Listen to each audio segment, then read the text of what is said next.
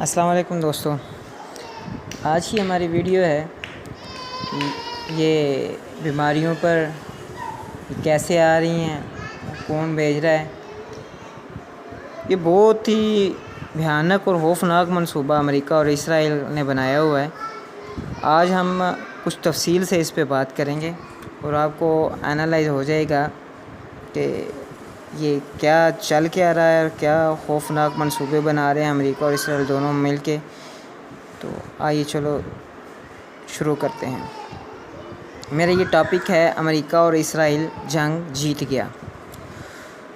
روس دنیا کا سرد ترین ملک ہے، وہاں کرونا وائرس نہیں ہے۔ ترکی بھی سرد ملک ہے اور ایران کا پڑوسی، وہاں کرونا نہیں۔ افغانستان ایران کا پڑوسی مگر وہاں کرونا نہیں۔ دبئی ایران کا قریبی ملک مگر وہاں بھی کرونا نہ ہونے کے برابر ہے۔ عرب کے دیگر ممالک میں کرونا وائرس سے کسی کے مرنے کی خبر نہیں۔ یہ کرونا وائرس امریکہ، اسرائیل اور برطانیہ کو چھوڑ کر آخر یورپی یونین اور اس کے ممالک چین، اٹلی، اسپین اور ایران اور پاکستان میں کیسے پہنچایا۔ ان ممالک میں کرونا وائرس کیوں آیا، اس کے پیچھے جو سازش اور خفیہ منصوبہ ہے وہ آپ کی آنکھوں کو حیرت سے کھول دے گا۔ چین اس وقت دنیا کا معاشی رچ بنتا جا رہا تھا اور امریکہ نے متعدد بار چین کو روکنے کی کوشش کی مگر ناکام رہا۔ امریکہ اس پوزیشن میں بھی نہیں تھا کہ وہ چین سے جنگ کر سکے، لہٰذا اس نے افغانستان سے نکلتے ہی دنیا کی توجہ کرونا وائرس کی طرف کرا دی۔ طالبان سے امن معاہدہ ہونے کی دیر تھی کہ چین میں کرونا وائرس کی خبر دنیا بھر میں پھیل گئی۔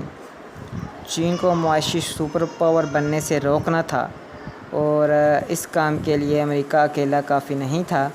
امریکہ نے چین کی معیشت کو کنگال کرنے کے لیے اپنے ساتھ برطانیہ اور اسرائیل کو ساتھ ملا لیا۔ طے شدہ پلان کے مطابق کرونا وائرس کو چین کے شہر ووہان میں 2 ماہ قبل ملٹری مشقوں کے دوران چھوڑا گیا۔ امریکی فوج کے واپس جاتے ہی ووہان شہر میں کرونا وائرس کی وبا نے سر اٹھا لیا۔ شروع میں چینی حکام کو اس بات کی سمجھ نہ آئی کہ وائرس آخر پھیلا کہاں سے۔ وائرس سے متعلق چین نے خبروں کو روکنے کی کوشش کی مگر بات اس وقت تک اس کی پہنچ سے بہت دور نکل چکی تھی اور یہ معاملہ امریکہ کے زیر اثر میڈیا نے دنیا بھر میں اچھال دیا۔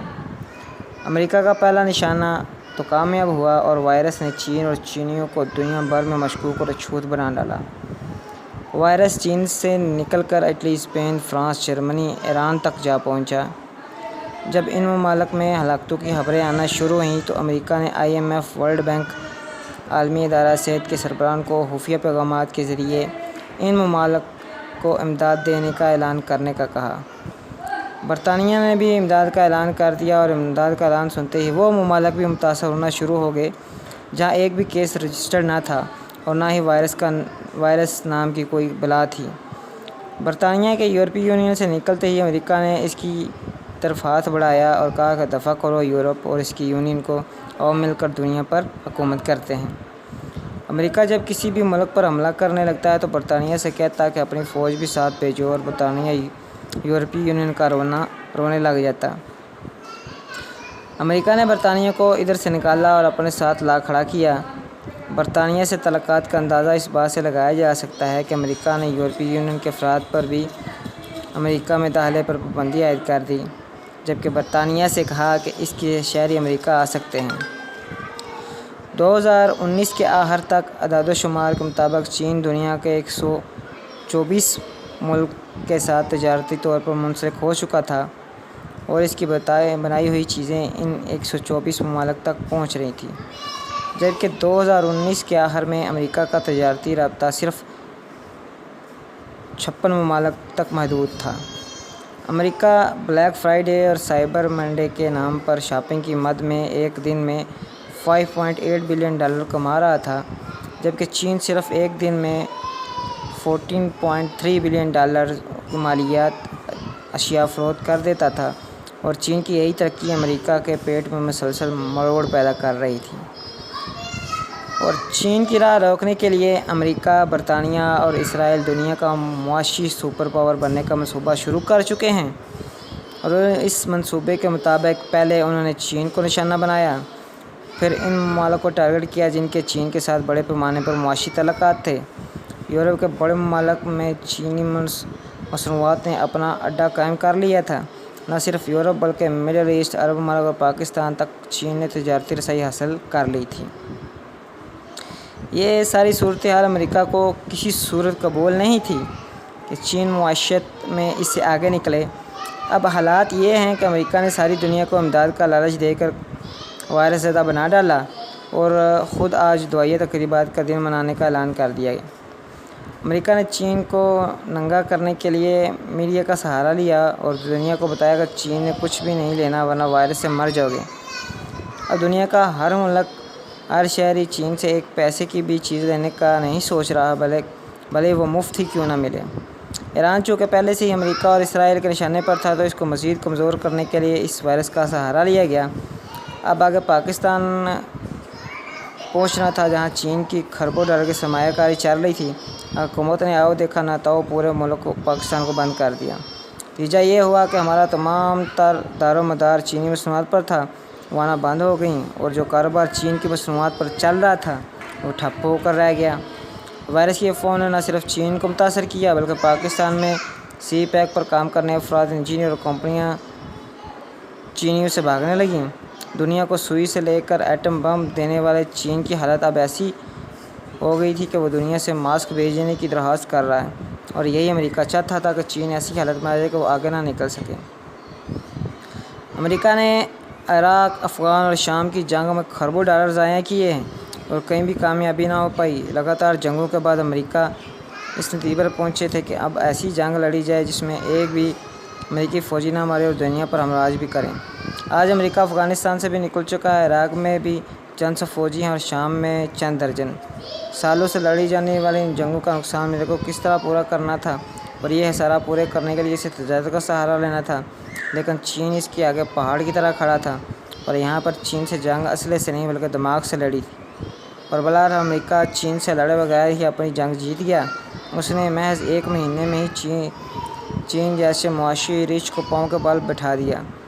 اب منصوبے کے مطابق آنے والے دنوں میں امریکہ، اسرائیل اور برطانیہ دنیا میں اپنی مصنوعات کو بیچیں گے، اور جب تک اپنے پاؤں پر چین کھڑا ہوگا تب تک وہ ان سب کے نیچے الگ ہو چکا ہوگا۔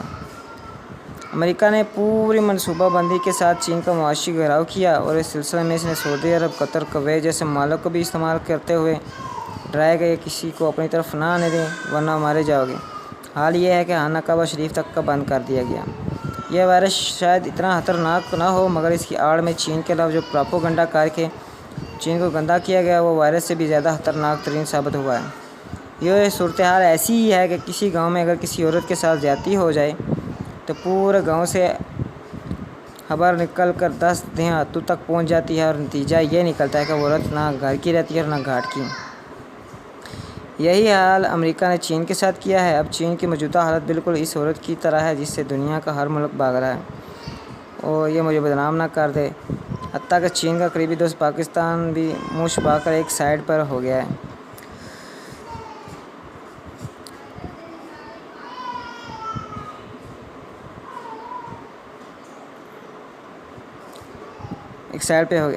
کہ بھائی دور رہو، حالات نازک ہیں۔ پاکستان کو چاہیے کہ اس مشکل وقت میں چین کی مدد کرے اور ملک بھر میں وائرس کے نام پر جو افراتفری پھیلائی ہوئی ہے اس کو نارمل لا کر مشکل وقت میں چین کی تجارت سے خود بھی فائدہ اٹھائے اور چین کو بھی حوصلہ دے، کیونکہ چینی وہ قوم ہے جو ہر چیز کا توڑ نکال لیتی ہے اور آج نہ صحیح کل تک وائرس کا حل نکال ہی لے گی، اور مشکل وقت میں ساتھ دینے والوں کو پھر ہمیشہ یاد رکھیں گے۔ اللہ پاک برے وقت سے بچائے۔ پاکستان میں اس وقت تک کرونا وائرس کسی ایک شخص کی موت تک نہ ہوئی تھی جب تک امداد کا اعلان نہیں کیا گیا تھا۔ ادھر سندھ کے وزیر اعلیٰ کی اچھل کود دیکھیں۔ تھار میں سالوں سے بچے بھوکے مر رہے تھے پر وزیر اعلیٰ نے ایسی پھرتی کبھی نہیں دکھائی۔ صرف لڑکانہ میں سڑکوں کے نام پر 80 ارب ڈالر ڈکارنے والی پیپل پارٹی اسکول کالج بند کرا کے وزیر اعلیٰ سندھ کو 21 توپوں کی سلامیاں دے رہی ہے، اور ہم خوش ہو رہے ہیں کہ واہ، کرونا کے خلاف ایک ہی وزیر اعظم کام کر رہا ہے۔ 50 ارب ڈالر کی امداد کا سن کر ہمارے منہ میں پانی آ گیا ہے، لیکن ہمیں معلوم نہیں کہ یہ امداد دراصل اس امریکی اور اسرائیلی منصوبے کا حصہ ہے جو چین کو دیوار سے لگانے کے لیے بنایا گیا ہے۔ ہم اتنے سادہ ہیں کہ چلو 50 ارب تو آ رہے ہیں۔ کوئی امریکہ، برطانیہ اور IMF سے پوچھے کہ امداد کا حقدار تو چین ہے، اس کو کیوں نہیں دے رہے؟ آپ دنیا کو دکھانے کے لیے بندر کی طرح بھلے ہی ایک درخت سے دوسرے درخت تک چھلانگیں لگائیں، مگر ہمیں امریکہ کی امداد اور چین کے درمیان تعلقات میں فرق ضرور رکھنا ہوگا۔